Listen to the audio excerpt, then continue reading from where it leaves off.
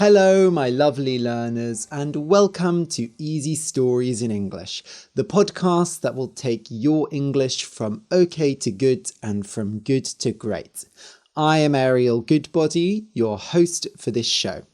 Today's pre-intermediate level story is called 3 Balls of Wool. So finally, Leila's curiosity got the better of her. She opened the door and inside found an old stick and 3 balls of wool. 1 blue, 1 green, and 1 red. "Is that all?" said Leila, disappointed. "Well, I better get back to work." When the witch returned that evening, she stood beneath the window and sang. "Leila, Leila, daughter of mine, let your hair down so I can climb." Great, thought Leila. Another job for me to do. But the girl let her hair out of the window and let the witch climb up. "Did you find the nose and chin hairs?" said Leila. "No," said the witch, scratching her warts. "I thought I'd found a beautiful boy, but it was a girl with chin hair. And then I did find a beautiful girl, but when I tried to take her nose hair, the little monster was so scared that it all fell out. Can you believe it? Her nose hair fell out." "Probably because you smell so bad," thought Leila. "Useless," said the witch. "So I will be going out tomorrow as well." "What a pity," said Leila. "I know, my daughter, I know." The next day, Leila managed to go all afternoon without her curiosity getting the better of her. But when she was cleaning outside the witch's room, the door fell open a bit, and she saw the mirror inside. Well, she could just take a quick look, couldn't she? She was very careful stepping in front of the mirror, but to her disappointment, all she saw in it was her own reflection. "What a shame," she said. "Ah, but it is not a shame," said Leila in the mirror. Leila jumped. "Oh, don't hurt me! Oh, I'm sorry!" "No, don't be," said her reflection. "It's been so long since I had somebody to talk to." "I admit, I'm surprised," said Leila. "After the wool, I thought it would be something normal." "Oh, the colourful balls of wool in the cupboard," said her reflection. "Yes, those ones. Let me guess, she uses them to knit her smelly old socks?" The reflection looked around as if she was checking to make sure no one was listening. "Well, I'm not supposed to tell you this, but let's just say that those aren't any ordinary balls of wool. They have powerful magic. If you ever find yourself running from someone, and I can't imagine who that might be, you'll find them quite useful." Just then, the witch's singing came from outside the castle. "Leila, Leila, daughter of mine, let your hair down so I can climb." "It's the witch," said Leila, and she ran away to go let the witch up. "Still no luck," said the witch once she'd climbed through the window. "I found the perfect boy, but when I pulled his chin hairs out, I found out he was quite ugly.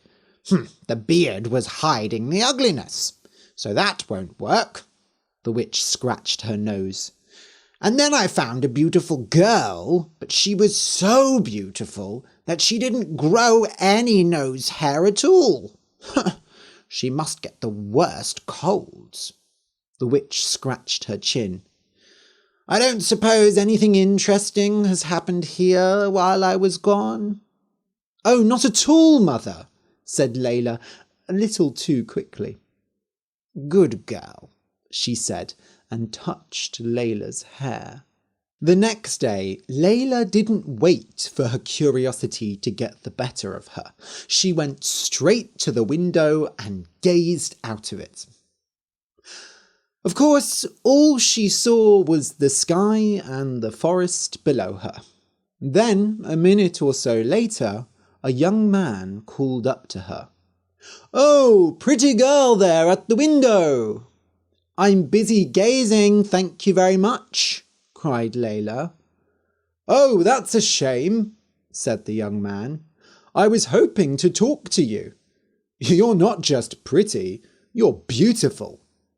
So Leila stopped gazing and looked down, and she saw a well-dressed, handsome young man. She supposed she should be happy to have a visitor, but if she hadn't found a way to escape this place in 7 years, what use would this well-dressed man be? What Leila didn't know, however, was that this man was the prince of a nearby country. "What do you want to talk about?" said Leila, embarrassed. She had only spoken to the witch for the last 7 years, and she wasn't very good at holding a conversation. "It is a strange house you live in," said the prince. "Where are the doors? It would be much nicer if we could sit down together and talk over a cup of tea." "Well," said Leila, "I could let down my hair." And without thinking, she did so, and the prince climbed up. But just then she heard another voice. It was the witch singing to her. "Leila, Leila, daughter of mine, let your hair down so I can climb." "Quick," she said to the prince. "Hide! Wait, no, she'll find you. I know." She hit the prince on the arm. "Ow! What was that for?" "No, that won't do it." So she hit him on the nose. "Hey, that hurt!" "Leila!" called the witch from below. "Where are you, my daughter?" "Oh," said Leila, annoyed. "Fine, let me try this." She kissed the prince, and the magic worked. The prince turned into a chair. Then Leila let down her hair and pulled up the witch. "I've got my hair," said the witch proudly, holding up a small bag. "You wouldn't believe how long this girl's nose hairs were, and what a fine beard I took from that man. Soon there'll be no more itches for me. Where did this chair come from?" "I found it when I was cleaning, Mother. Isn't it pretty?" "It looks nice and strong," said the witch, "which is perfect, because I need a good rest after catching that boy." She sat down on the chair, and the chair let out a little oof, but luckily the witch didn't hear. "You didn't gaze out the window or anything while I was gone?" said the witch. No, Mother," said Leila. "Good." The witch smiled cruelly. "I think I might be wanting that body of yours soon, my daughter." That night, Leila stayed awake. She waited until she heard the witch's snoring.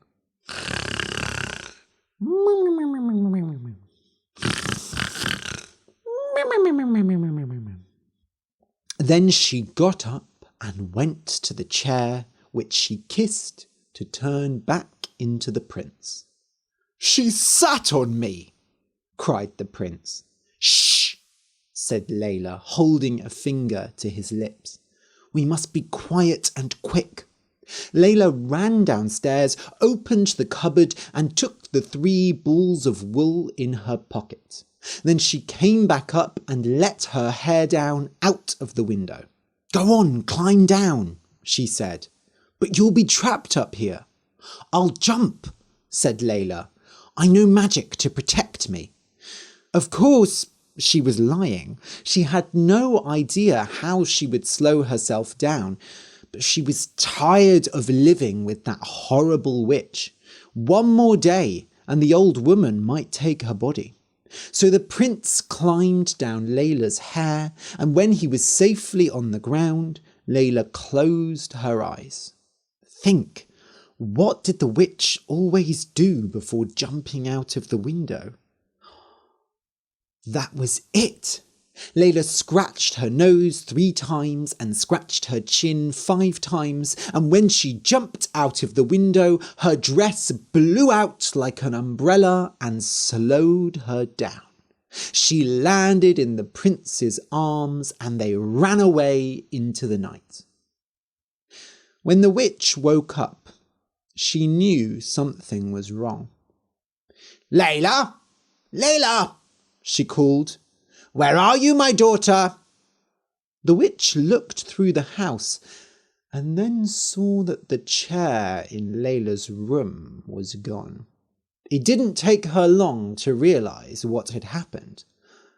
The girl had run away, and she'd had help. "That girl has been gazing after everything I've done for her." The witch immediately went and filled her shoe with water. She waved a hand over the water, and in the reflection she saw Leila and the prince running across the desert. Aha! She went to the cupboard under the stairs and grabbed her magic walking stick, which let her walk twice as fast as normal people. She was in such a rush that she didn't notice the 3 balls of wool were gone. Then she kissed the wall, the door to the castle appeared, and she ran out to catch Leila and the prince. The sun was starting to rise, and Leila and the prince were running right through the middle of the desert. They were just starting to think they were safe when they heard a horrible sound from behind them. "Leila!" screamed the witch. "You broke your promise!" Leila turned around and saw a faraway dot that was quickly getting closer. "Oh no!" cried the prince. "What will we do?" But Leila remembered what her reflection had told her. If you ever find yourself running from someone, you'll find the wool quite useful. So she pulled the green ball of wool from her pocket and threw it behind them. Suddenly a huge forest appeared, full of thick trees. "We're free!" cried Leila, but she spoke too soon. The witch laughed, "Ha!" and pulled on her teeth. Her teeth grew longer and longer, and she ate through the trees like they were grass. "Damn," said the prince. "Try another one." So Leila pulled out the blue ball of wool. She threw it behind them, and a wide sea appeared, full of dangerous sea monsters. "Surely that is enough to stop her," said the prince. But the witch laughed again. This time she pulled on her lips, and her mouth grew as wide as a whale's. She bent down to the water and drank it up like a cup of milk. "Try the last ball," said the prince, "quickly." So Leila threw the red ball of wool. A huge mountain of fire grew from the ground. "You can't stop me, daughter," cried the witch. "My magic made that wool, and my magic will end it. I can turn into smoke myself." The witch pulled on her ears, but nothing happened. I said I can turn into smoke myself." She pulled her ears again, but the magic still did not work. "What's happening?" she cried. Suddenly, Leila understood.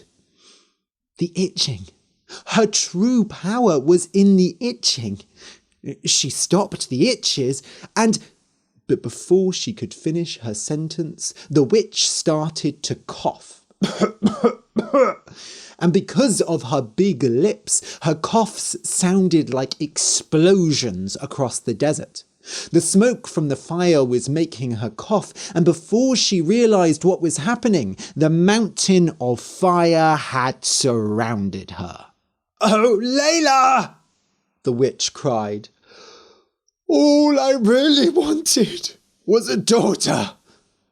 But it was too late. The fire had its teeth in the old woman, and it would not stop until she was burnt black. "Don't watch," said the prince, and turned Leila away. When the fire died, they looked back, and all that was left was a single fig in the sand. There were some strange spots and lines on it, a bit like 3 warts and 5 scars. Leila buried the fig deep in the sand and smiled. Finally, she was safe, and she had a brave prince by her side. They travelled on to the prince's home country, and there a huge celebration took place. "You didn't tell me you were a prince!" cried Leila over the loud music. "There wasn't a good moment," he said. "Can I offer you a fig?" "No, thanks," she said, turning away from the food. "I don't think I'll eat another fig for my entire life." "Well, can I turn you into a chair?" "Huh?" said Leila. "Like this." And the prince kissed her. She didn't turn into a chair, but it felt like magic, just the same. The end. Thanks for listening, and see you soon.